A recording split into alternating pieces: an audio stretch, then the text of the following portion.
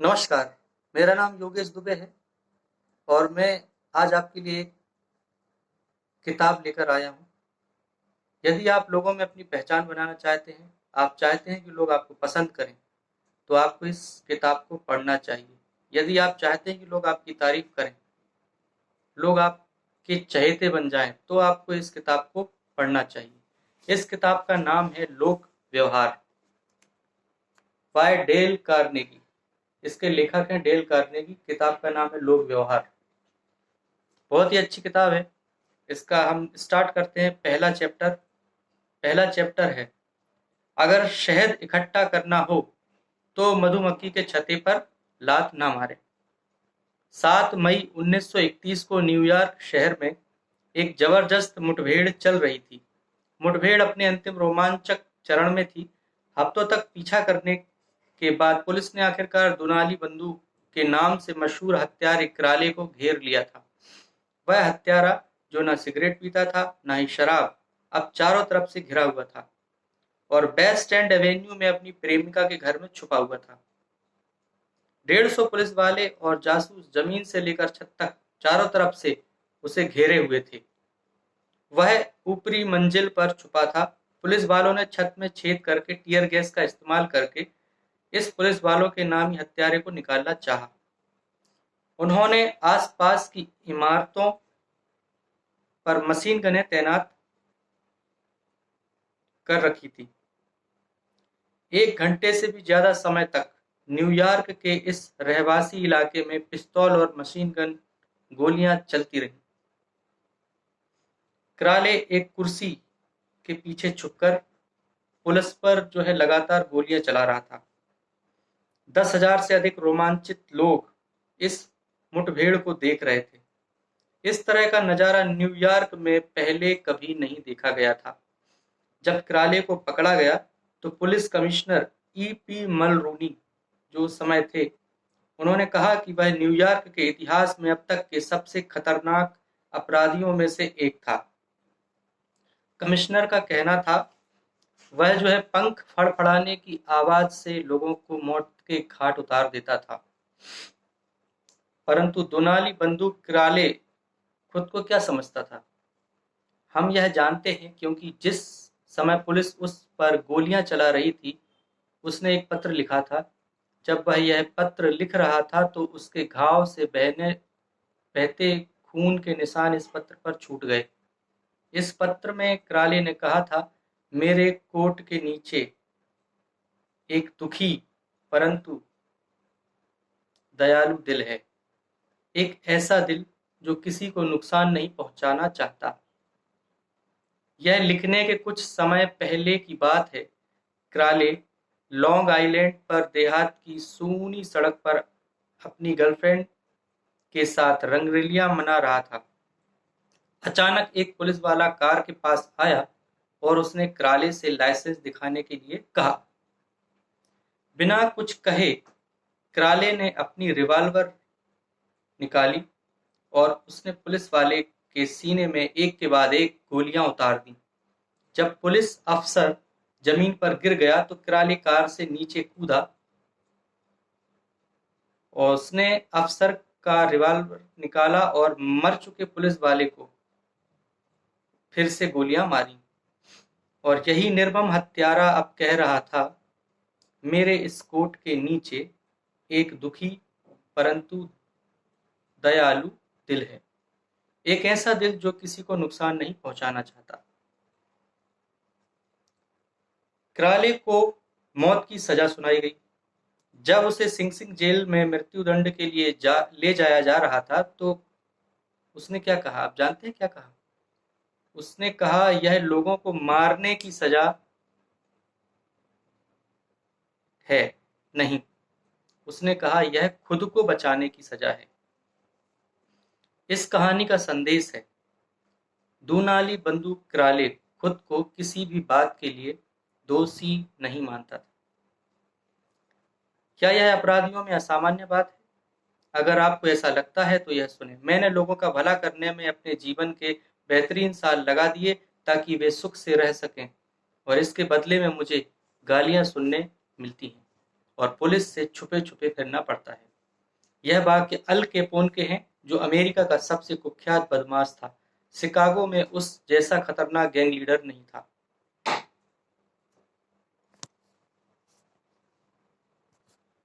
Chicago में उसके जैसा खतरनाक गैंग लीडर नहीं था, परंतु अल कैपोन खुद को दोषी या अपराधी नहीं मानता था। वह खुद को परोपकारी समझता था, एक ऐसा परोपकारी जिसे जनता ठीक से समझ नहीं पाई थी। और यही नेवार्क में गैंगस्टर की गोलियों से मरने से पहले डच शुल्ट्ज ने कहा। न्यूयॉर्क के सबसे कुख्यात अपराधियों में से एक डच शुल्ट्ज ने एक अखबार को अपना इंटरव्यू दिया। उसमें कहा कि वह जनता की भलाई करता है और उसे इस बात का पूरा यकीन था। मैंने इस विषय पर न्यूयॉर्क की बदनाम सिंग सिंग जेल के वार्डन लुइस लास से लंबा पत्र व्यवहार किया। वे कहते हैं, सिंग सिंग जेल के बहुत कम अपराधी अपने आप को बुरा समझते हैं। वे उसी तरह इंसान हैं जैसे आप और मैं, इसलिए वे तर्क देते हैं, खुद को सही साबित करते हैं। ये बहुत फैक्ट है। यदि हम किसी व्यक्ति की आलोचना करते हैं तो वो अपने आप को सही साबित करने के लिए तर्क देता है। कोई भी व्यक्ति स्वयं की गलती को कभी नहीं स्वीकारता। तो हमें किसी भी व्यक्ति की आलोचना नहीं करनी चाहिए। वे आपको यह बता सकते हैं कि उन्हें तिजोरी क्यों तोड़नी पड़ी या उन्हें गोली क्यों चलानी पड़ी। सही या गलत तर्कों के द्वारा अधिकांश अपराधी अपने अपराधों को सही ठहराने की कोशिश करते हैं और यह मानते हैं कि उन्हें सजा नहीं मिलनी चाहिए।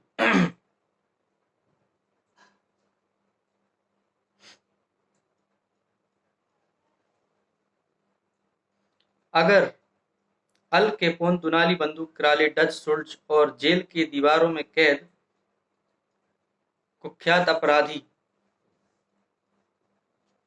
अपने आप को दोषी नहीं मानते हैं, तो वे लोग क्या करते हैं जिनसे आप और हम मिलते हैं। अमेरिकी स्टोर्स की चेन के संस्थापक जॉन वानामेकर ने यह स्वीकार किया था। 30 साल पहले मैंने समझ लिया था कि किसी को दोष देना मूर्खता है। मेरे पास अपनी खुद की सीमाओं को ही पार करने की मुसीबत काफी है, और मैं इस बात पर सिर नहीं धुनता कि ईश्वर ने बुद्धि का उपहार सबको एक जैसा नहीं दिया है। वानामेकर ने यह सबक जल्दी सीख लिया, परंतु मुझे यह सबक सीखने में 33 साल लगे, जिस दौरान मुझसे ढेरों गलतियां हुई। और तब जाकर मैं यह समझ पाया कि 100 में से 99 लोग किसी भी बात के लिए अपने आप को दोष नहीं देते, चाहे वे कितने ही गलत हों। परंतु वे अपनी आलोचना नहीं करते, अपनी गलती नहीं मानते। किसी की आलोचना करने का कोई फायदा नहीं होता है, क्योंकि इससे सामने वाला व्यक्ति अपना बचाव करने लगता है, बहाने बनाने लगता है या तर्क देने लगता है। आलोचना खतरनाक भी है, क्योंकि उससे उस व्यक्ति का बहुमूल्य आत्मसम्मान आहत होता है।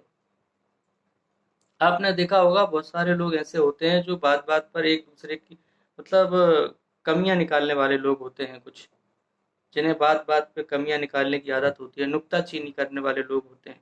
ऐसा नहीं करना चाहिए।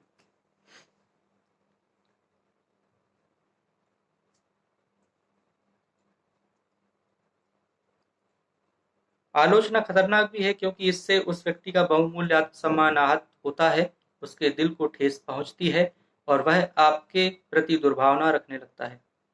विश्व प्रसिद्ध मनोवैज्ञानिक B.F. स्किनर ने अपने प्रयोगों से यह सिद्ध कर दिया है कि जिस जानवर को अच्छे व्यवहार के लिए पुरस्कार दिया जाता है, वह उस जानवर से ज्यादा तेजी से सीखता है जिसे खराब व्यवहार पर दंड दिया जाता है। बाद में हुए अध्ययनों से यह पता चला कि यही इंसानों के बारे में भी सही है। आलोचना से कोई नहीं सुधरता है, इसके बदले संबंध जरूर बिगड़ जाते हैं। एक और महान वैज्ञानिक हैंस सैलिए ने कहा है, जितने हम सराहना के भूखे होते हैं उतने ही हम निंदा से डरते हैं। आलोचना या निंदा से कर्मचारियों, परिवार के सदस्यों और दोस्तों का मनोबल कम हो जाता है। बिल्कुल सही बात कह रहे हैं ये।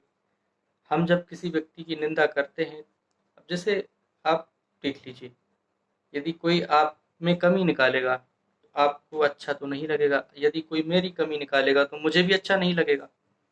ऐसा ही सबके प्रति होता है और इस स्थिति में कोई सुधार नहीं होता जिसके लिए आलोचना की जाती है। एनेट ओक्लाहोमा के जॉर्ज वी जॉनस्टन एक इंजीनियरिंग कंपनी में सुरक्षा प्रभारी थे। उनकी एक जिम्मेदारी यह थी कि जब भी कर्मचारी फील्ड में अपना काम कर रहे हों तो कर्मचारी अपने हेलमेट लगाए रखें। ये बहुत ही मज़ेदार घटना है, आप सुनेंगे मजा आएगा आपको। तो पहले तो वे जब भी किसी कर्मचारी को बिना हेलमेट के देखते थे तो उसे चिल्लाते थे, उसकी आलोचना करते थे या उसे डांटते थे, क्योंकि उनसे ऐसा ये बर्दाश्त नहीं होता था कि कोई व्यक्ति जो है नियमों को तोड़े। और वे नियमों का हवाला देते हुए उसे सख्त आदेश देते थे कि वह नियमों का पालन करे। परिणाम यह होता था कि कर्मचारी मन मारकर उसके सामने तो वो हेलमेट पहन लेते थे, लेकिन जब जैसे ही वो चला जाता था तो हेलमेट को उतार देते थे वापस और उसके प्रति कई तरह की बातें किया करते थे, पीठ पीछे जो बातें करते हैं लोग। उसने दूसरी तरकीब आजमाने का, जब बहुत हो गया, देखते देखते लोग उसकी बात नहीं मान रहे थे, तो उसने एक दूसरे तरीके को आजमाने की का फैसला कर लिया।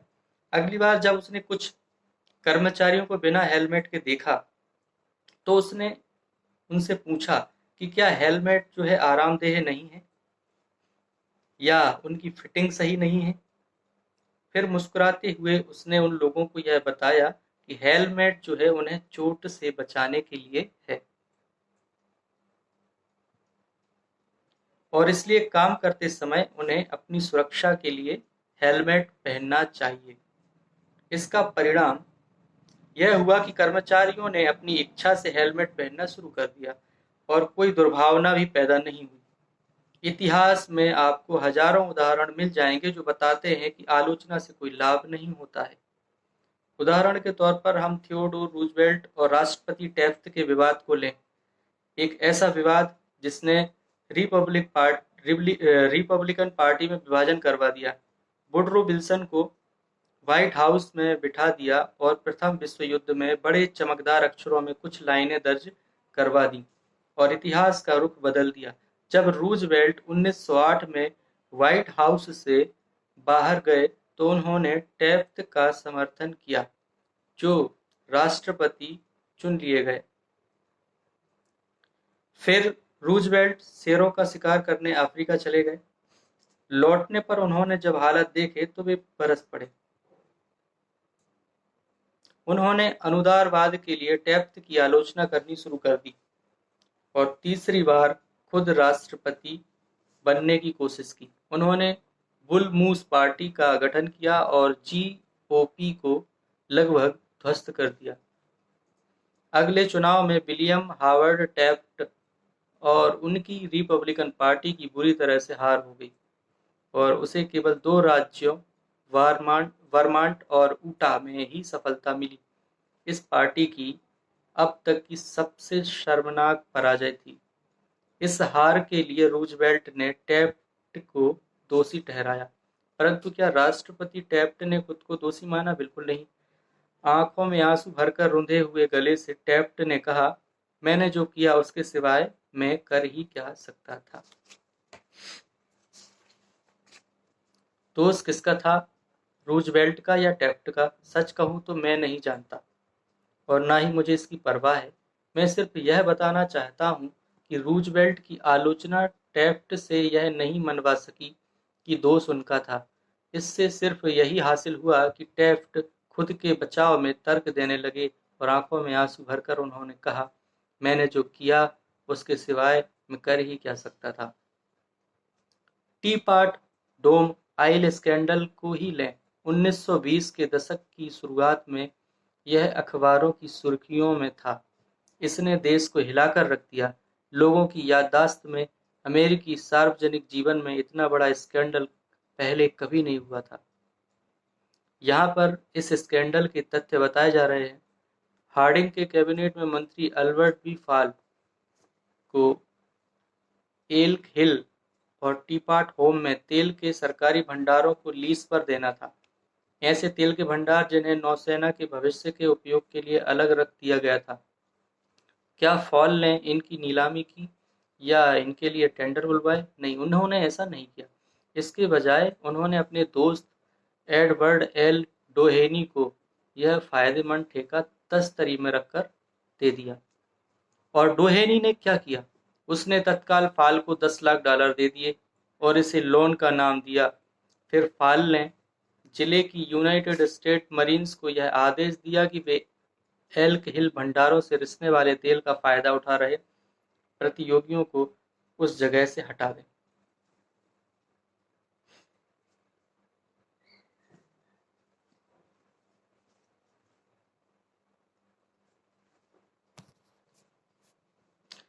जब प्रतियोगी कंपनियों को बंदूकों और संगीनों की नोक पर वहां से हटाया गया तो उन्होंने दुखी होकर अदालत की शरण ली।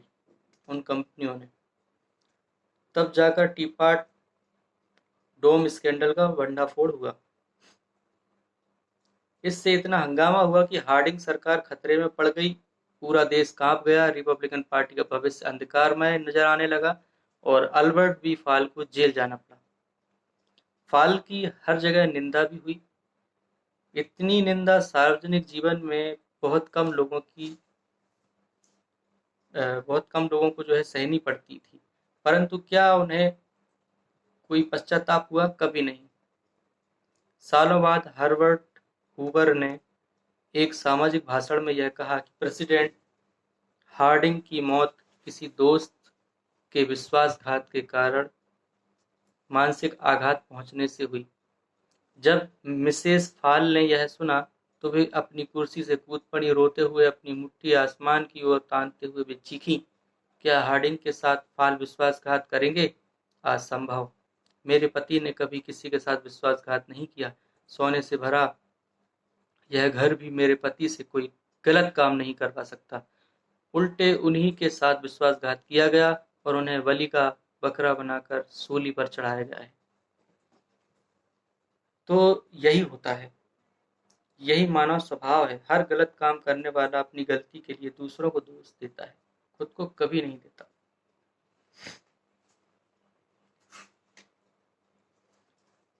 इसीलिए कभी भी किसी की आलोचना ना करें ताकि आपकी भी आलोचना ना हो। ये किताब आपको बहुत कुछ ऐसी बातें बताएगी जिससे आप सबसे पहले तो आज हमने जो पहला चैप्टर पढ़ा है इसमें हमने सीखा है कि किसी की आलोचना ना करें, किसी की बुराई ना करें और शिकायत ना करें। ये 3 चीज़ें इस चैप्टर में थी। आज के लिए इतना ही। आप सभी ने धैर्य से सुना है उसके लिए बहुत बहुत धन्यवाद। और मेरे चैनल को सब्सक्राइब करिए, लाइक करिए और मुझे प्रेरणा दीजिए ताकि मैं आगे और वीडियो ऐसे ही बनाता रहूं। नमस्कार।